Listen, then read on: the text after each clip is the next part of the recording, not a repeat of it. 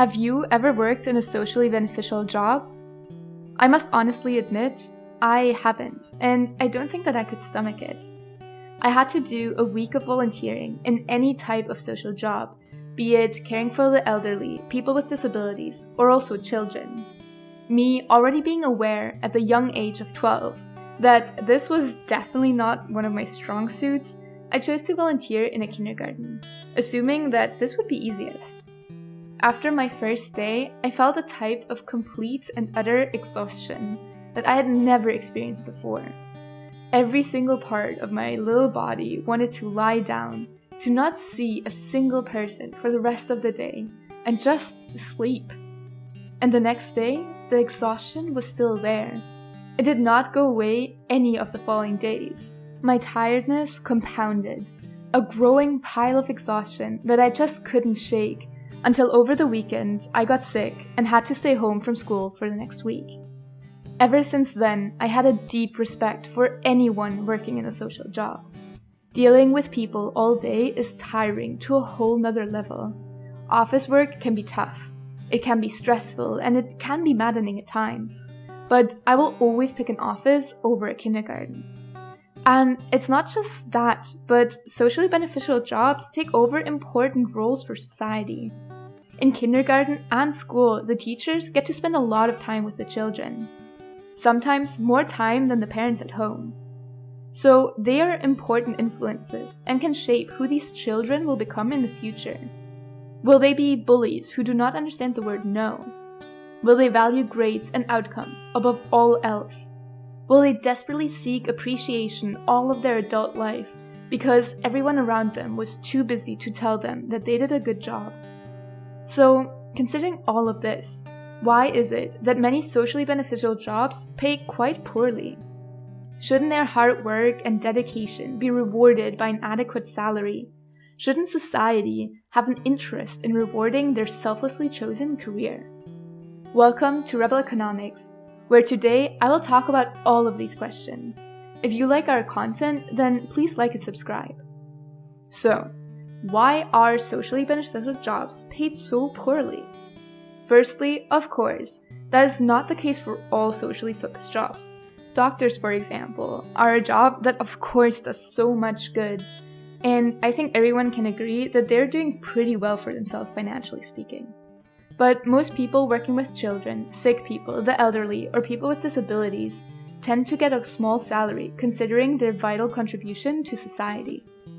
On a list of the lowest paying jobs in the US in 2022, there are many service jobs like waiters, hosts, and any type of ushers, lobby attendants, or ticket takers. But also some of the socially beneficial jobs we will focus on today, like childcare workers or home health and personal care aides. The average full-time annual income for a childcare worker is $27,680, and for home health and personal care aides, the average annual income is $29,260. In comparison to this, the average personal income in the US is $63,210. This means, on average, people earn more than double compared to these positions, which are socially beneficial. And yes, these are some of the lowest earning ones, but the overall trend is there. Data from the US Bureau of Labor Statistics shows that the earnings throughout the different sectors of social work are consistently lower than the average annual salary in the US. In hospitals, the average income of state, local, and private hospitals is at just over $58,000. Ambulatory healthcare services have an average annual salary of just north of $48,000. Social workers dealing with mental health and substance abuse make around $43,000. Those working for individual and family services are the ones making the least, with $40,000. The statistics also provide local and state government salaries, which I thought was really interesting, as they too provide important socially beneficial services. They make nearly $53,000 and around $46,000 respectively. In comparison to the red bar that represents the average salary in the US, you can see that while some, like hospital social workers, do come close, none actually make it to the average, and some, like those working in family services, make significantly less. Now that I have sufficiently proven that that is in fact the case, now let's look at why. For one, education plays a role. Not all positions require people to have a graduate degree, so understandably, these positions would pay significantly less than those that require people to put in a minimum of 4 years to earn a degree, plus the thousands of dollars of student loan debts they accumulate just to get that degree. And while that is one part of it, there are 2 reasons why this isn't actually much of an answer. For one, the median annual salary of social workers that have earned a graduate degree is still only at $48,000. And secondly, just because you don't have a degree doesn't diminish the social impact that you have through your job. So if a salary would reward the social impact of a position, then you should still earn more than what you're currently making. Another reason why historically and to this day social jobs have paid rather little is because most of them were and are still done by women. Since back in the day, women earned less in general. The female-dominated areas of work therefore had lower wages in general. And since women were not the breadwinner of the family, their salary was only meant to subsidize the male income. Therefore, while not being fair, it was not a major problem that women were set up to make less. This all has of course changed in the past decades, with more women working in general and more women working full-time. They have become fully integrated into the workforce, and now, understandably, demand to be treated as such. And while the wage gap continuously decreases, many sectors that have historically been dominated by women, and therefore have lower salaries, continue to do so today. But there are also other theories at play. One of them talks about scalability. While an entertainer, for example, can provide value to millions of people at once, a nurse or a kindergarten teacher can only take care of a certain number of people at once. Therefore, their jobs are not as scalable, and one single person who is outstanding at their job can still not replace their coworkers simply because the workload does not work that way. Another theory is the diamond water paradox. The root of the paradox is this: water is essential for all life, while diamonds are not. Yet, diamonds are much more valuable than water, in the same way that an NBA star gets paid much more than a social worker. While 1 gallon of water is almost priceless as you literally need it to survive, if you have 100 or 1,000 gallons, the worth of each one declines. Yet, with diamonds, that is not the case.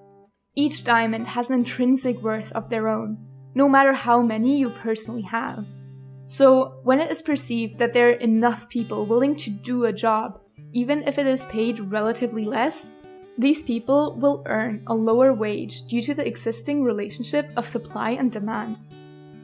But this may not continue to be the case. A report from 2018 states that with about 10,000 baby boomers retiring every single day, home care is one of the fastest growing, most needed occupations in America. But there's a problem. The current median pay is just $10.49 per hour. With that, continuously fewer people choose caring for the elderly as their career. It is seen as not worth it. Socially inclined people will go for higher paying socially beneficial jobs, and others just sway away from the entire sector. This means that as demand for caretakers is growing, the supply is continuously decreasing. And this will only get worse as the baby boomers that are now retiring get older and require more care, and as boomers who themselves are working as caregivers retire as well. This is a looming threat that will catch up to us in about 15 years' time, as the average age of an unemployed elderly caregiver is 46-year-old. This will likely change the power structure, the supply and demand shifting to the benefits of the workers. Their salary will most likely increase. They will gain bargaining power as qualified personnel in the caregiver sector becomes increasingly rare. But sadly, it is not all good news. The increase in salary will happen gradually. So until the perception shifts and it is seen as an attractive career for young people to choose, a lot of time will pass where the current employee will be incredibly overworked and understaffed. This is already the case, but it will only get worse from here on out. Ironically, not exactly helping the reputation of the job. So, what is it that can be done about this? Well, to make socially beneficial jobs more interesting for the future of the workforce, the salaries need to be increased and the working conditions need to be improved. This, of course, does not apply equally to all jobs across the board, but from what we have seen today, it is safe to say that it applies to most. Classical economic liberals believe that the market does not require interference from the government. Instead, they believe that it will be able to regulate itself. With the varying pushes and pulls in the market, all affecting each other, economic liberals believe that through all these forces, the market will inevitably reach a balance all on its own. This is the idea of the invisible hand, invented by Adam Smith, stating that through supply and demand, guided by the actions of self-interested individuals, the market will reach an equilibrium. The issue with this is that the reshifting only occurs once the problems are already there. The market does not re-equilibrate itself preemptively, which means that there will be too few social workers for the number of people who need support. Other economists are more open to the idea of the government interfering with the market. One of the earliest such thinkers was the famous John Maynard Keynes. Living through the Great Depression, he did not see the market finding a balance as millions of people were losing their jobs and struggling to survive. He therefore saw the government in the responsibility to create that balance itself through increasing spending by the government to boost the economy. While the theory is a little different from what we're talking about here, John Maynard Keynes and his theory did open the door for governmental intervention. And that is exactly what would be needed to preemptively act. We can all see the current trajectory. To turn this around, social jobs need to become more attractive to the young people who are choosing their careers now. One of these ways to do so is to make it more financially beneficial to select a job that does good. The most likely option would be a salary increase, which will become the case sooner or later as there are fewer qualified professionals in the field. But another way the government could support those who take care of the elderly, children, and people with disabilities would be to give the employees a tax break. This would mean they receive relatively more money at the end of the month, without having to provide an extreme increase in salaries, which not all care facilities will be able to provide. What do you think the future of socially beneficial jobs will look like? Let us know in the comments. I would really love to know. Thank you so much for watching Rebel Economics. If you enjoyed this video, check out our channel and subscribe or give this video a like. We would really appreciate it. If you want to see more of our content, check out some of these videos here. Thanks again for watching and see you next time here on Rebel Economics.